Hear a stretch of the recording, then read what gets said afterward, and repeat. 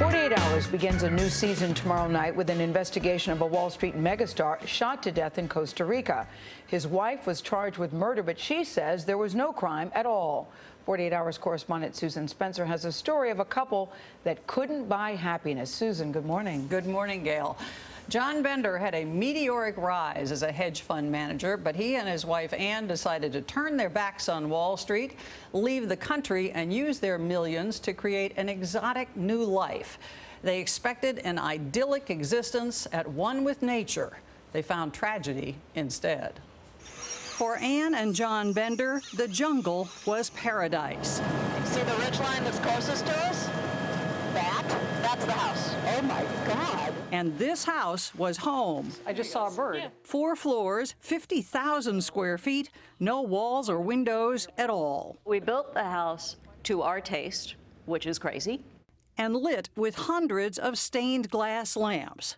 The house was the centerpiece of the wildlife refuge they set up in 2000, with the fortune Bender made on Wall Street. He was brilliant, phenomenally handsome.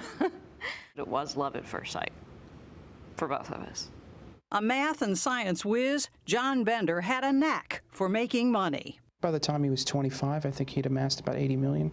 The couple shared many interests, but also a serious problem: depression. And though the Benders poured money into their home and the refuge for more than a decade, friend Pete DeLisi says the peace and happiness they sought was not to be. John and Ann had problems that money just couldn't fix. Depression was an immense bond between them because it's a very isolating disease and people tend to retreat from it, pull away from society. According to reporter and CBS consultant Ned Zeman, over time they withdrew, bought guns, hired guards, and lived in near total isolation. I think both of them had lost touch with reality. In messages Ann says were written shortly before he died, John talks of killing himself. And just after midnight on January 8, 2010, Ann describes waking up to see her husband pointing a gun at his head. I tried to grab the gun. Were you able to get it? No. I was able to get my hands around his, and the gun slipped, and it went off. As to who was holding it, I don't think anyone was holding it. how does a gun go off when no one's holding it? I think that it fell. I never touched the gun.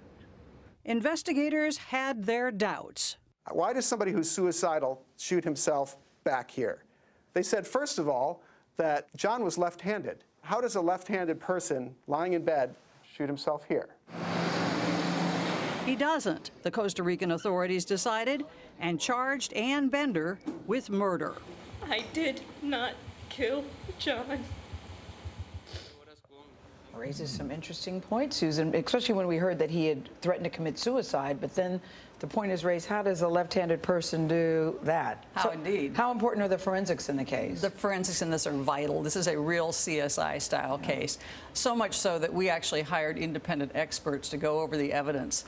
And we took them back to Costa Rica, to the very room where John Bender died. And they laid it all out, analyzed it, and gave us their opinions.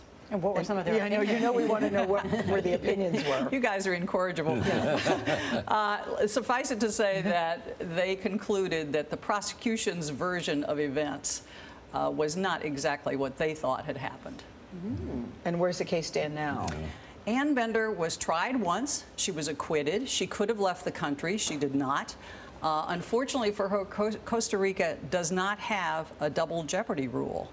And so the prosecutor was able to bring a second case. She was tried again, and we're with her there in court for that. And the episode's entitled Paradise Lost? Indeed.